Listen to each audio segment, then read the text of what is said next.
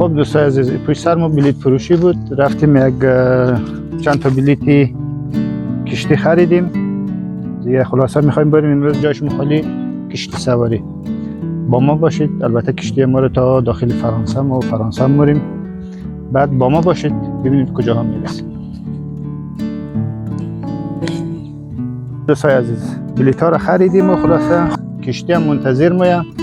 بریم داخل کشتی سوار شیم، بریم ببینیم چی میشه.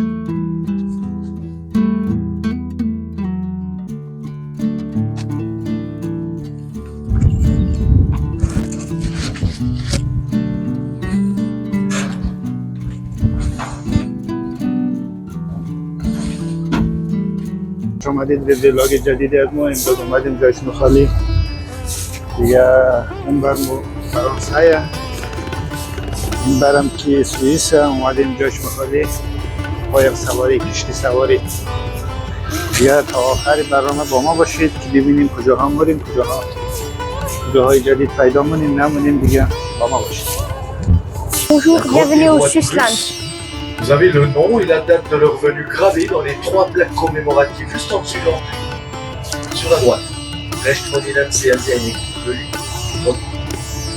La troisième, à le retour, je vous donnerai des explications un petit peu plus détaillées sur cette grotte qui mesure 180 mètres.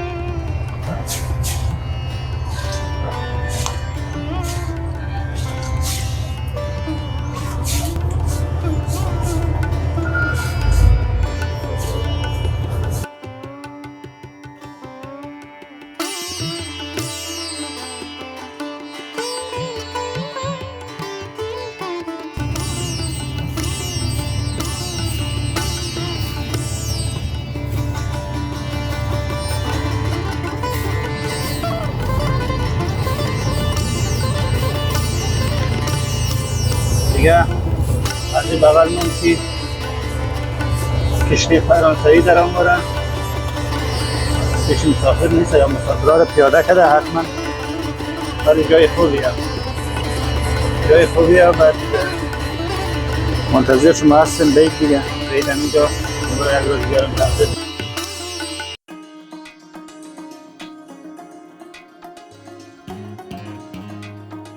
Und eine Stunde bis 17:30 Uhr. Cette précision apportée, nous vous souhaitons une schöne Besuch und bis später.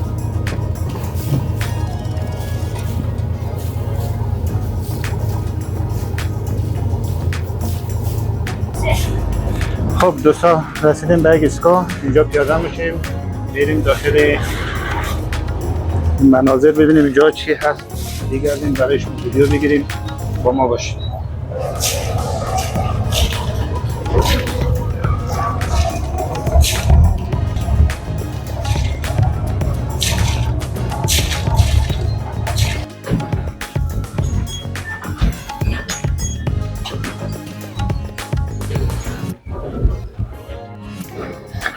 رسیدیم به ایستگاه. اینجا پیاده شدیم، خود قدم بزنیم برای شما ویدیو بگیریم. امیدوارم که از ویدیو لذت ببرید. با ما باشید. در ادامه آمدیم با این کشتی کوچولو مرز فرانسه، داخل فرانسه آمدیم. بریم اینجاها رو بگردیم برای شما ویدیوهای خوب بگیریم ببینیم که چی به چی میشه. پس با ما باشید.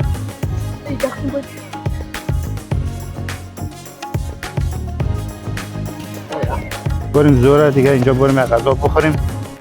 نهار شده، نهار رو بخوریم، شکم‌ها رو پر کنیم. باز با ما باشید.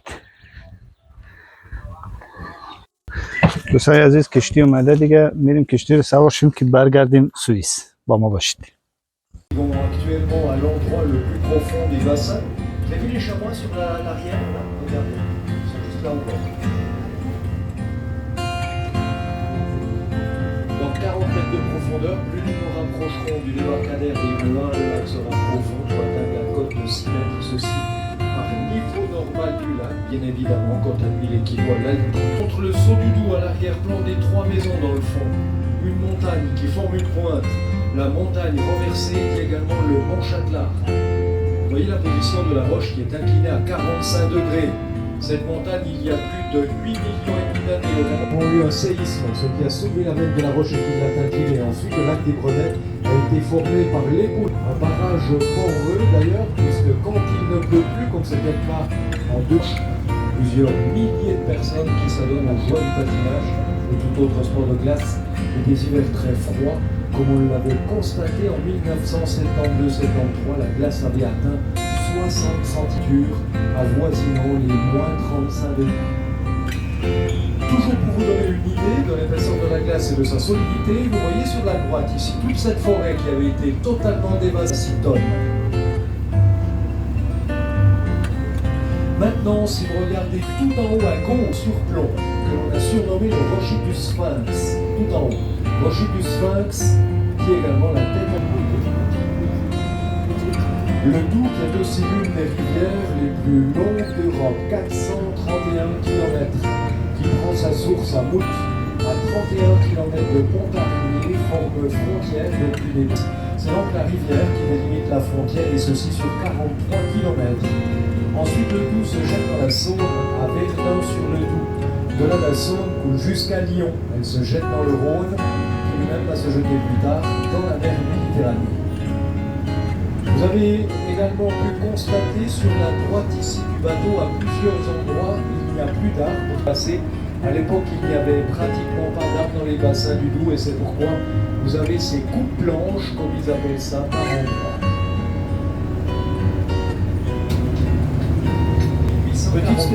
À l'époque, la région de Neuchâtel était une principauté personnelle des rois de Prusse jusqu'en 1848. La croix fédérale ainsi que ses 3 inscriptions ont été rénovées il y a plus d'une quarantaine d'années par un groupe de spéléologues qui avaient découvert d'ailleurs dans cette grotte des ossements d'ours d'une espèce d'une très grande taille.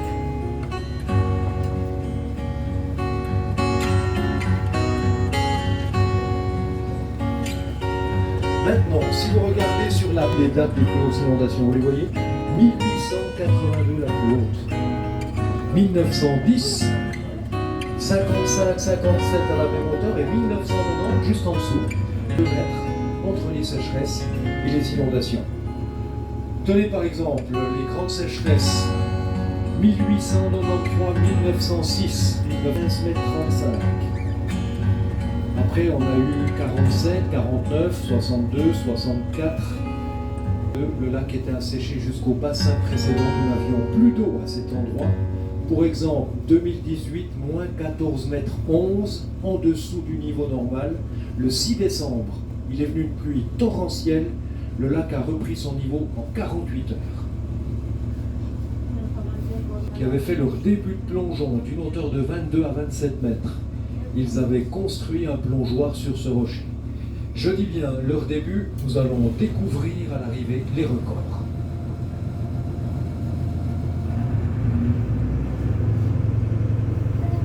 Vous apercevez un petit rocher noir qui émerge. Eh bien, il s'agit du célèbre rocher de la Casquette. Et à son arrière-plan, une falaise de 15 mètres d'auteur, la Tacrée de Saône, qui avait plongé au cours de manifestations franco-suisses en 1947, 48 et 49 d'une hauteur de 35 mètres d'auteur. L'abbé Simon avait fait ériger une tourelle métallique de 20 mètres sur ce socle en béton que vous apercevez en haut, juste au bord. Il a utilisé afin de réunir les fonds pour la reconstruction de sa paroisse qui avait été en partie détruite durant la dernière guerre mondiale. Il a ensuite plongé dans toute l'Europe. Le 3 juillet 1983, l'abbé Simon est revenu plonger. 40 ans après, il a même plongé 2 fois d'une hauteur de 19 mètres. Il était âgé de 70 ans.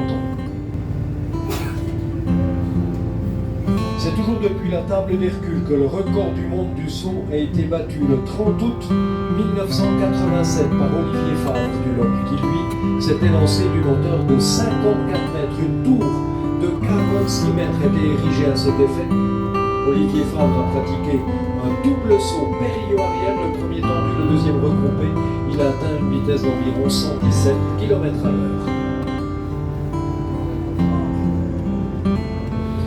C'est également ici, au milieu du lac des Brenets, que Roger Froidevaux s'était lancé depuis l'hélicoptère de 44 mètres le 17 août 1958. Il tenta, 4 mois plus tard, de récidiver son exploit dans le vieux port de Marseille, toujours suspendu sous sous un hélicoptère, mais ses comptes naître. Et là, malheureusement, la chute lui fut fatale.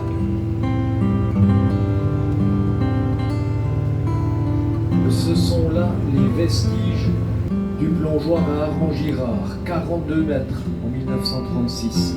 Un plateau de 12 mètres qui avançait sur ses deux poutrelles, le rocher étant en retrait de la rivière. Sachez également que Padjo, puisque c'est ainsi qu'on le surnomme, a pratiqué un plongeon de haut vol, le saut de l'ange. Vous n'avez que 5 mètres d'eau sous plongeoir.